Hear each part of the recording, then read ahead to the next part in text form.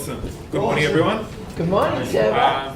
Just to preface this with, I'm not the best public speaker in the world, so if I start talking too fast, slow me down. If I run out of breath and collapse. Okay? All good. I guess I'll start with an introduction on my journey into local government. I came from an organisation called Fire and Security, which I was there for 8 years, which had a massive contact centre. We did alarm monitoring, we did customer service, we handled complaints, we did data entry, we pretty much did everything. When I moved into local government, my first initial thought was, what the hell's going on here? We went from a very structured organisation in Fire and Security, which was run like basically battery hens. You got at your desk at a certain time, you went on your break, you missed it, bad luck. It's your responsibility to make sure you're there all day and doing what you're doing. Take X amount of calls, do this, do that, and at the end of the day, if you don't perform, there's the door. I suppose at Canada Bay, I started approximately 5 years ago, and whilst Pauline was running around managing the GM from underneath, the executive, all the directors, trying to get them focused on customer service, she didn't really have, I suppose, at her disposal a team leader there that, I suppose, shared her vision on how she wanted to progress the customer service team within the organisation. So when I went for my job interview, I just dropped some customer service buzzwords like KPIs, measurements, performance, reviews, gap analysis, bang, there's your seat, have a seat, off you go. So it was really good. It's really easy it was the easiest interview I went to. But I suppose when I sat in that chair for the first few days, and as you do, you sit there analysing the staff of who you have and what you have to work with, you form your own perception of who's doing a good job, who might be lazy, who might be the negative people. And you do base that perception. The whole organisation also has that perception of customer service, but we don't really know who does what unless we have measurable KPIs which we can measure performance against. One of the first things that we had to introduce in the contact centre was a break roster. Okay, we introduced a break roster so obviously people could take morning tea at a certain time, lunch at a certain time, and we ensured that people were still there in order to take the calls that were coming in. Well, there was hell to pay. There was people stamping their feet, shaking their fists, and how dare you do this? How dare you tell me when I can go for morning tea? How dare you tell me when I can go to lunch? It's never been like this before. We won't stand for this. Lo and behold, they all went around me to Pauline, as if they didn't know that she hired me for that very purpose, and they all started complaining to Pauline about me. Oh, we can't have this is like the Third Reich in here, we can't do anything. When Pauline asked one of their representatives, what is it that you don't like about a break roster? The representative said to her, well, I can't go to Franklin's whenever I want, can I? So we had a lot of attitude issues. We had, I suppose, a history of people doing what they wanted to do and did not like change. So the journey was very interesting. We introduced KPIs very early on, and we made sure we set our expectations, sat with them. We started off with the most negative ones, the ones that held power, as Ron used to say, in the contact centre and hold customer service. And these people are usually the ones that didn't come and face to face and sit with you and say, hey, I've got a problem with you, don't push everyone else. Okay, we don't like this, you better say something. Okay? So we had to identify those people first, sit them down and basically lay down the law with them. Now, at first, it was a very pleasant journey. It was, this is what we want to do. There's that magical island we want to get to. There's going to be some choppy seas, but we'll decorate the boat, we'll put some food out, get on board, and we'll eventually get there. But at some stage, the boat is going to leave, and if you don't get on, we're going to leave without you. So we had to say that in no uncertain terms. There were tears in meetings, there was people threatening to walk out. My response was, there's the door. And they couldn't believe it. It was just a whole different shift in mentality for them. And they struggled with it, and some struggled with it for a long time. But what was positive was that you had a core set of people that were doing a good job every day. And these people were like, yes, finally, someone can actually tell me and prove to me how good I am doing. I can now say that I do better than this person next to me. And over time, with relationships with these positive people, it's the actual team members which drowned out the negative people. The negative people would come up to the positive people and say, hey, listen, I don't agree with this. And they would be like, you know what? I actually do agree with this, because they're now telling me what I can do. It's also, I suppose, a little bit of a disservice to the representatives to say, well, you guys aren't doing very well, and we don't give them any goalposts. We don't even actually tell them what we want them to achieve. So in essence, it's not really their fault. I suppose Ron always uses the analogy of raising children. If you don't set boundaries, don't tell them what you expect, they're going to do whatever they want. And same goes in an organisation, and same goes in a contact centre. When I started there was only one other male in the contact centre, so it was very female orientated, and with that comes the clickiness, as some people say, bitchiness, and you do get that a lot in there as well. But it's all about segregating the good ones and make sure you get them on side, and they will eventually pull the other team with you. Funnily enough, we had no resignations. Funnily enough, people did eventually come on board. But it was all just through sheer persistence, because they will challenge you, they will challenge you, they will challenge you. And as long as you and your manager keep a firm line in the sand and they know that they can't cross that line, eventually they will give in. Because at the end of the day, where else are they going to go? Are they going to go to target fire and security? No. Are they going to go to private sector? No. And that'd be crazy too, because they wouldn't survive there. But it was our job to bring them up to a certain level where if they now chose to go to private sector, now they would be able to handle it. Some I have a few doubts about, but sorry. So 5 years so far at City of Canada Bay. As I said, the main thing I suppose is persistence, as I did mention just before. It is very important that you're on the same page with your manager. It's very important that your manager has your back at all times. Because there will be people that will challenge you every step of the way. And to this day, after 5 years, you still have people who challenge it. You have certain people in a team that just go along with that, do achieve a certain level, and there are people that embrace it and take it forward and learn from it. So, we'll start off with a little bit of a background with Canada Bay, beautiful Canada Bay. We're very close to the city, as you can see. We're in the inner west, and soon we'll probably take over Strathfield, Burwood, Ashfield, and the rest of the world. So That's exactly right. that's right. Confidence. Okay, so basically we have a very high skilled workforce. We have something like 60% or 40 to 60% of the residents in our area with tertiary qualifications. We have very skilled people. We have a lot of development going on, like in the Rhodes Peninsula, which is in the northeast of the area. We have a lot of diversity as well. We have an older Italian Greek generation, which do have a slight understanding of what council does, but they want council to do everything for them, and they have no hesitations calling up every single day or coming to the count every single day. We have a large Asian community in the Rhodes Peninsula, Korean, Chinese, who don't really like to talk to us. They have no idea what council does. Okay? They do like to communicate with us through other mediums, emails, social media. They're more tech savvy. So that does pose a little bit of challenges. We have got now place management for roads, so we sort of treat roads almost like a separate entity to try to integrate them into Canada Bay a little bit more and try to get them to feel like a wider part of Canada Bay. Okay, so as you can see, our community, we're probably closer to about above, I'd say, 90,000 residents. And all these statistics here, it's basically young families moving into the area, and it's also a growth area. Okay, everything points to the fact that we're growing, and we need to adapt to that. And we just recently went through a reorganizational structure, which means we have to do more now with less. So it's all about trying to find strategies to do that. This is our team. Basically, in a good way though, we're sort of like a virus in the organisation. We go out there and we try to take everyone's calls, and everything comes through us. And there's a reason for that, is we like to provide a uniformity of service to people. If I can basically use an analogy as to, I suppose, why McDonald's is probably one of the most recognised brands in the world, their burgers taste like crap. They're full of sugar. Yeah, they're addictive. You come back for the high.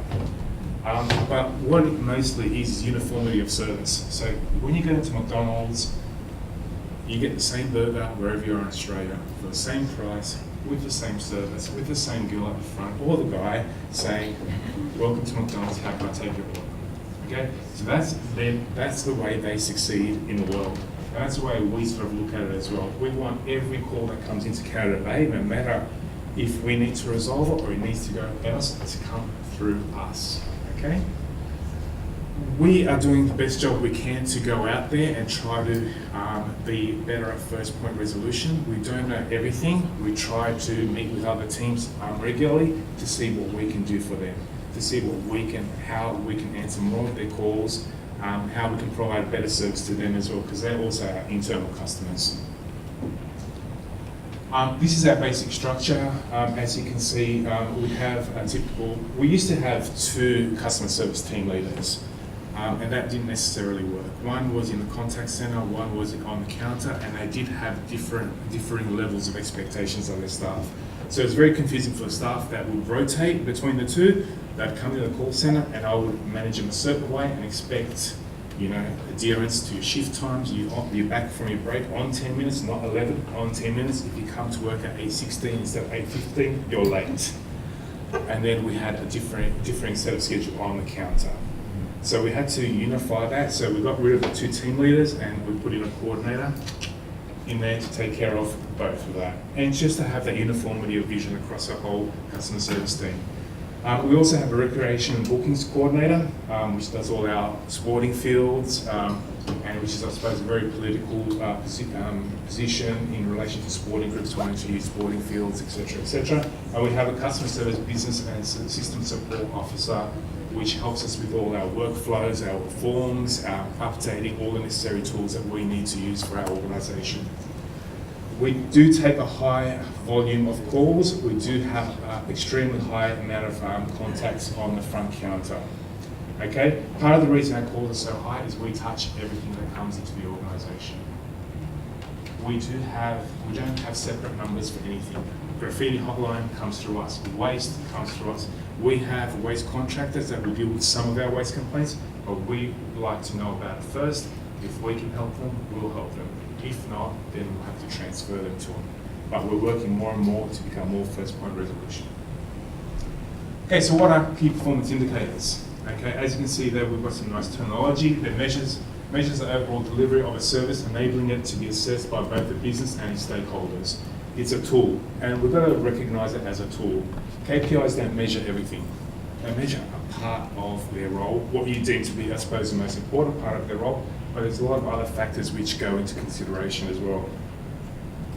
Most importantly, key performance indicators are both quantitative and qualitative. Okay, so we can't just think about numbers. This person takes 110 calls, they're better than the person that takes 60 calls.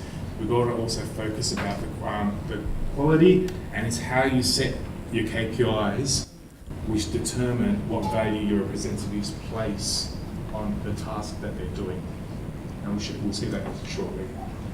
So basically what this slide's supposed to say is, if you can't measure it, you can't manage it. Okay, that's very important. If you can't measure your team, how do you manage them? How do you know who your top performer is? How do you know who is the worst performer? How do you know who needs extra training? How do you identify the skill gaps amongst your people? So if you can't measure it, you can't manage it. If people don't have KPIs, my question to you would be, how do you measure your staff? How do you manage them? Why do we need KPIs? Most importantly, I like to provide a uniform and high level of service. Once again, we use that McDonald's analogy. Everyone sounds the same, not like robots, but everyone sounds the same. Okay, we've all got the standard greeting, so whoever calls, whenever they call, and no matter what time they call, they get the same feel and the same sort of touch and feely interaction with us. We measure our levels of customer service, what we want to achieve, and that can be differing to different councils, what's important to you, and we like to identify and reward high performance, okay, which is very, very important. Is simply what we do is we have a certificate to say, you've been the best this month, everyone stands around, this is what you've achieved, clap, clap, clap, very well done, and off we go into the next month. but it is very important to reward our high achievers. Probably most importantly is also to identify and implement training and developmental needs. What we do in customer service is not rocket science. I believe that everybody has an aptitude to perform customer service, but what is, I suppose, the most difficult thing is attitude. If people don't want to be there, if people don't want to get on board, if people don't share the vision, that's when we have a problem. People may need to be retrained. People may need to know things which they're not aware of. And that's how we can identify through this process. Once again, training, development compared to an attitude problem, there's different ways of handling that as well. And report on our successes. We don't report enough on our successes in council. Nobody will ever come down from the GM's office and say, you know what guys, you guys have done a great job today. You may take 500-600 calls a day as a team, but never once have they come down and said, hey guys, well done today, you do a great job. But the one call that goes wrong, they will come down and they'll say, what's going on down here? So it's very important to have statistics, it's very important to know where your reps stand, it's very important to know where as an organisation we stand, so we can tell the organisation, hey, this is what we do. We're a cost centre. We don't make money as such for the organisation. The organisation views us as a drain on its resources. So we need to be able to justify our existence within the organisation, and we can only do that through self-promotion. I suppose if I can use somebody in the sporting world, Muhammad Ali. Was he the best boxer ever? We'll have a debate about that later. But he promoted himself as the best boxer in the world. Okay? He told everybody, I'm the best, I'm the greatest. And guess what? In all the polls that go around, everyone says he is the greatest. But a large part of that is because he self-promoted himself. Okay? We need to do the same. Do your staff understand and agree with your expectations? Okay, this is a bit of a mixed bag. They need to understand what you're trying to achieve. They need to understand where the goalposts are. They need to understand how to get to that goal.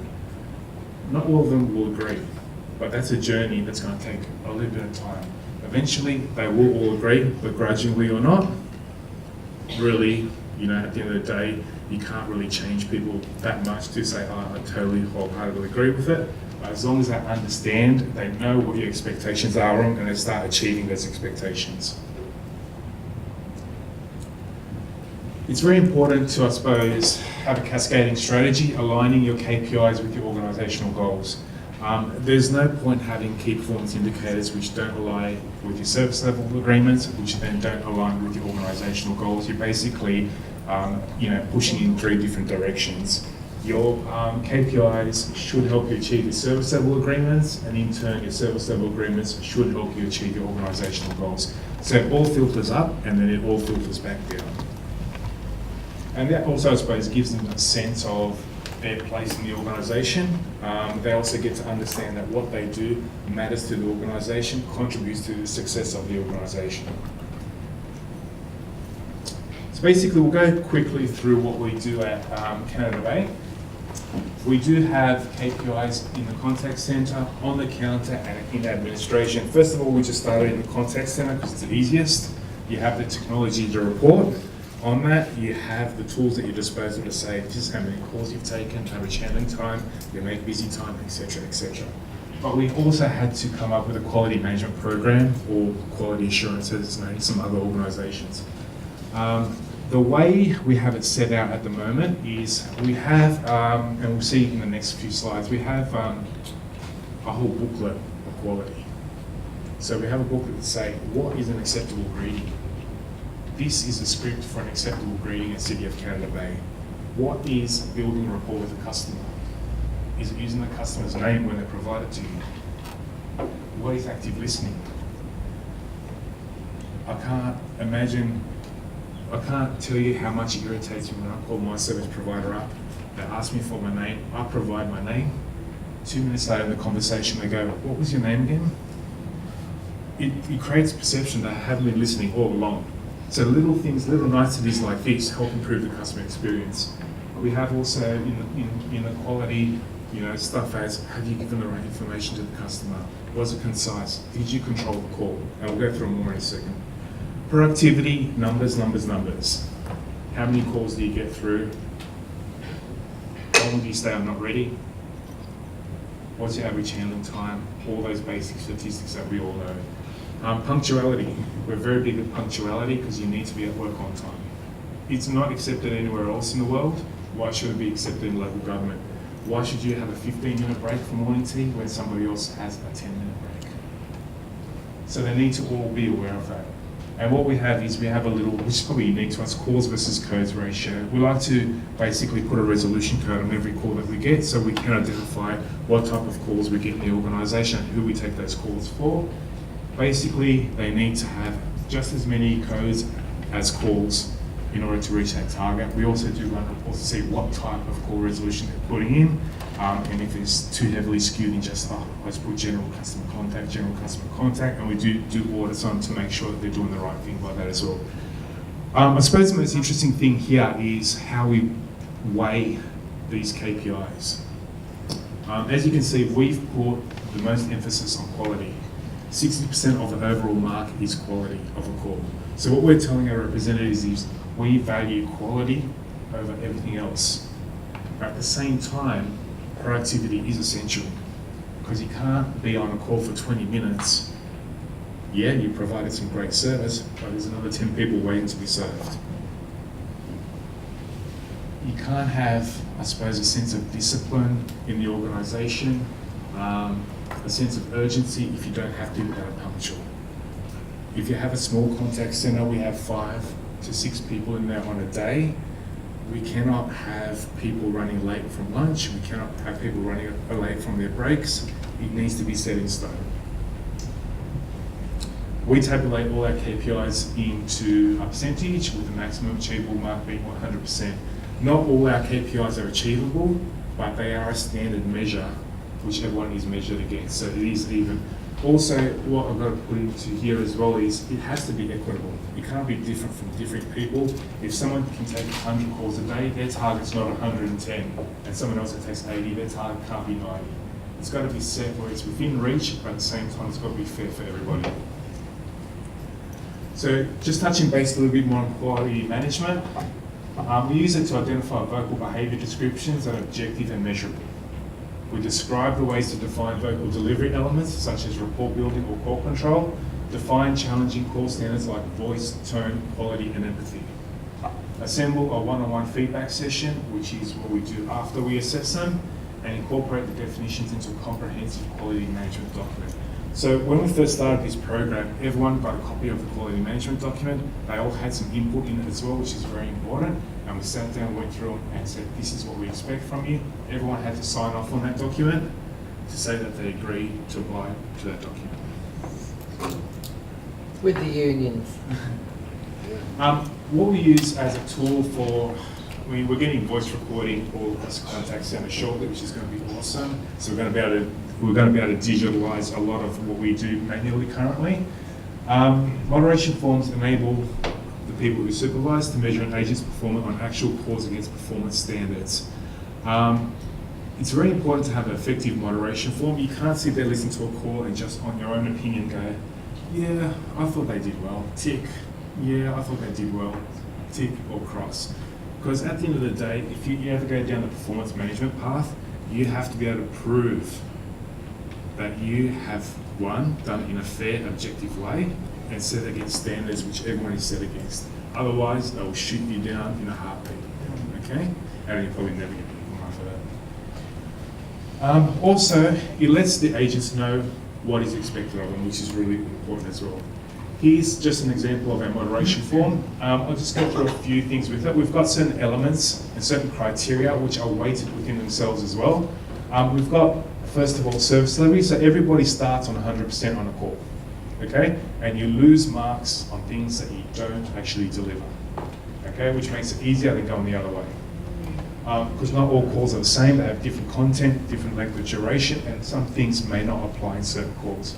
So at the top, we have service delivery. There are nice fluffy things. Introducing the call, opening and closing the call professionally, tone, voice, technique, active listening to customers, build and maintain rapport, etc., etc., etc. If you fail one of those, you get a minus 10% on your mark. If you fail another one, it's another minus 10. Okay, so indefinitely, that way. Indefinitely, you can lose 100% pretty much in the first element. The second element is handling, which is weighted a bit heavier. These are things which we deem to be slightly more important, like display empathy when dealing with a difficult customer. One of my main gripes, effectively identify and confirm customer needs. Okay, it's very, very important in a call to make sure that you know what the customer wants. And call ownership taken. Okay, very important as well. Then we've got the skills where they can overcome objectives and negotiate solutions with the customer. And then we've got also deliver accurate and complete information. So they're all weighted to what we believe in, what we want them to achieve. And then we've got the big no-nos down the bottom, which they automatically fail a call and would be performance management. If there's any failure to provide polite, positive and professional behaviour, use of profane, sexual, ethnic or religious references, and failure to be honest and forthright and trying to mislead the customer. Okay, one-on-one feedback form. This is a document which is designed to encapsulate the whole process in a single, easy-to-read and manageable document. It provides the organisation and the employee with a concise breakdown of the individual achievements for that allocated period of time. So we do it on a monthly basis. We put all their results in a nice form, which looks quite in-depth here, but it's actually quite simple. And it's got lists all their statistics on there and some other behavioural things that we also would like them to achieve. We sit with them on a monthly basis. They have an opportunity to talk to us as well. We'll listen to the calls together. We provide them feedbacks on their call and basically come to a consensus with each other on how they did. They can say, I don't agree with you. I agree I did this very, very well, which we will then go back and have a look at it again.